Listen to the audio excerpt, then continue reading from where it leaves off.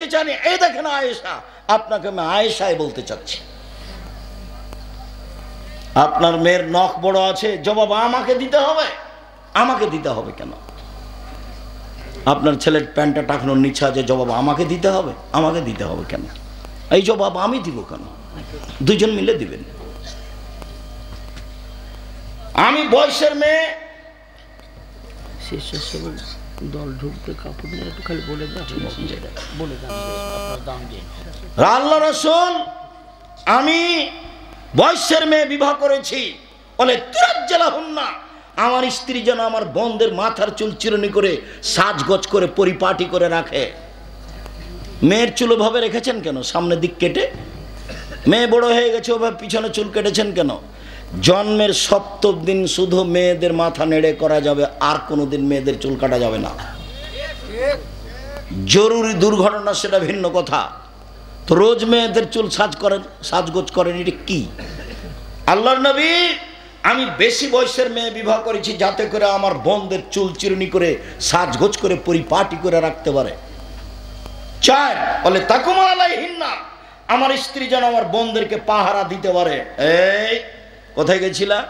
এই মাথায় কাপড় দিয়ে বাইরে যাও। এই রাস্তার এক পাশ দিয়ে হাঁটো। এই তোমার আব্বুকে সালাম দাও। এই তোমার আব্বুর কাপড়টা ঠিক করে নাও। এই তোমার আব্বুর বিছানাটা ঠিক করেছ। সব সময় মা পাহারা দিবে কাকে? মেয়েকে, ছেলেকে। পাহারাদার। আমি বলিনি এ কথা, আল্লাহ রাসূল বলছেন মা হলেন পাহারাদার। আপনি ছেলে মেয়ের কি করেন? আপনার ছেলে মেয়েকে আমার সামনে দাঁড় করান, দেখি আপনি কেমন শিক্ষিতা মহিলা। আপনাকে আমি দেখে ছেড়ে দিই। আপনাকে তো আমি দুর্বল ভাষায় কিছু বলতে চাই না। আপনাকে আমি বস্তির মহিলা মনে করব কেন? আপনাকে তো আমি খাদিজার মতো সম্মান দিতে চাচ্ছি। এক মিনিট দেখবেন খাদিজাকে, এক মিনিট দেখবেন। এ দেখেন জিবরাইল আলাইহিস সালাম আল্লাহর নবীর কাছে এসে বলছেন, মুহাম্মদ ওই যে খাদিজা আসছেন, তার হাতে একটা বাটি আছে, বাটিতে তরকারি আছে। ফাকরা আলাইহা সালাম মিন্নি অমিন রব্বেহা।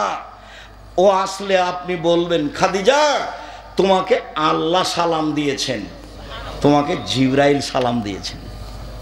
ও বাসরাবে বাইতিন বেকাসবিন লা সাখাবা লা নাসাবা। আপনি তাকে একটা খুব উন্নত মানের পদার্থ দ্বারা তৈরি জাঁকজমকপূর্ণ প্রাসাদের সংবাদ দেন, যেই প্রাসাদে থাকবে না কোনো অশান্তি, থাকবে না কোনো হইচই। জিবরাইল বলছেন আমাদের নবীকে। কার ব্যাপারে? খাদিজার ব্যাপারে। এক মিনিট দেখবেন। এ দেখেন সারা, সারাকে দেখেন এক মিনিট। এ দেখেন সারা, সারার গায়ে যখন হাত দিতে গেল স্বৈরাচারী শাসক দাঁড়িয়ে হাত বাড়িয়েছে, সারার গায়ে হাত লাগাবে। সারা বলছেন থামেন, আগে অজু হবে, 2 রাকাত সালাত হবে, তারপরে কোনো কথা। সারা অজু করলেন, 2 রাকাত সালাত আদায় করলেন, তারপরে বলছেন আল্লাহুম্মা ইন কুনতা তাআলাম আমানতু বিকা ওয়া রাসূলিকা। হে আল্লাহ, তুমি যদি জেনে থাকো আমি তোমাকে বিশ্বাস করি, তোমার নবী ইব্রাহিমকে নবী বলে বিশ্বাস করি। আহসানতু ফারজি লিল্লাহ জাওজি, জিন্দেগিতে আমার লজ্জা স্থান আমার স্বামী ছাড়া কাউকে ব্যবহার করতে দিনি। এই 3টা কথা যদি ঠিক হয়ে থাকে, হলা তুসাল্লাহ তালাল কাফেরা, কোনো কাফের যেন আমার গায়ে হাত লাগাতে না পারে। কথা শেষই হয়নি, কাফের অজ্ঞান হয়ে পড়ে গেছে। হাদিস বুখারী মুসলিম।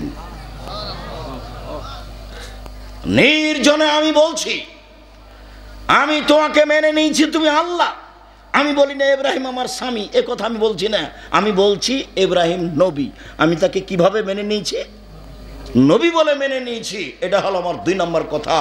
3 নম্বর কথা, জিন্দেগিতে আমি জেনা করিনি। এই কথা 3টা যদি সত্য হয়ে থাকে, তো এই নির্জনে কাফের যেন আমার গায়ে হাত লাগাতে না পারে। এর নাম সারা। আপনাকে আমি এভাবে সম্মান করতে চাচ্ছি। আমি আপনাকে দুর্বল ভাষায় দেখতে চাইনি। আমি আপনার জন্য দুর্বল ভাষা ব্যবহার করতে চাইনি। ঢং ঢং করে গেলেন, ঢং ঢং করে আসলেন, গল্প জমাচ্ছেন সব সময়। আপনার স্বভাবই তো ভালো নয়। আপনাকে আমি কি দিয়ে সম্মান করতে পারি? আমি আপনাকে শতদিন বলেছি, আরেকজন মহিলা যদি আমার গায়ের উপর দিয়ে চড়ে চলে আপনি মুখ খুলবেন না। গেছে গেছে, এত ভিড়, এত হুড়াহুড়ি যে আরেকজন মহিলা আপনার গায়ের উপরে পা দিয়ে চলে গেছে, আপনি মুখ খুলবেন না, বাঁকা চোখে দেখবেন না। গেছে গেছে। সদাচরণ কাকে বলে? শিষ্টাচার কাকে বলে? উপস্থিত বৈঠকের দিনই মুসলিম ভাই বোন, দাঁত নেওয়া শিখবেন না। দাঁত শব্দ বুঝেন না? দাঁত তুলে নেবো বলে না মানুষে? দাদ নেওয়া শিখবেন, প্রতিশোধ নেওয়া শিখবেন না। প্রতিশোধ নেই, প্রতিশোধ গেছে, প্রতিশোধ বিদায় করে দিয়েছে। প্রতিশোধ নিয়ে 5 মিনিট বেঁচে থাকতে রাজি নেই, সব ক্ষমার পাল্লাই যাবে। ফল ভালো হবে ইনশাআল্লাহ, ফল ভালো হবেই। একদিন ঢাকা ডোমেস্টিক বিমানবন্দরে একজন আমাকে বলছে, এবারে এসে সালাম দিই বলছে খুব জোরে, অত শক্ত করে কথা বলেন কেন, নরম করে কথা বললে হয় না, এভাবে বলছে। তা বলছি যে শক্ত করে না বললে হয় না, এই জন্যই বলি। আবার বলছে না, নরম করে বললে হবে, অত শক্ত করে বলেন কেন, নরম করে বলেন না কেন, নরম করে বললে হবে। আবার আমি বলছি নরম করে বললে হবে না, এই জন্যই শক্ত করে বলি। আবার খুব চিৎকার করে বলছে।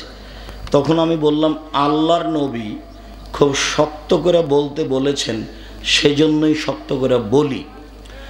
এখন বিমানবন্দর জরিপ করা হোক, যে কয়েকজন লোক বিমানবন্দরে আছে, এই জরিপে যদি আমার কথা বেশি মেনে চলে অন্য বক্তাদের চেয়ে, এইটা যদি না হয়, মানে আমার কথা বেশি মেনে চলে, আলহামদুলিল্লাহ, এটা যদি না হয় জরিপে, আমি আর কোনোদিন বক্তব্য দেব না। তখন চট করে বলছে, হেসে বলছে, মনে কিছু নিয়েন না, আমার সাধ ছিল আপনার মতো করে আপনার সামনে একটু কথা বলবো, সেই জন্য। আসলেই আমার বক্তব্য, আপনার বক্তব্য আমাকে পরিবর্তন করেছে। আমার একটু সাধটা ছিল আপনার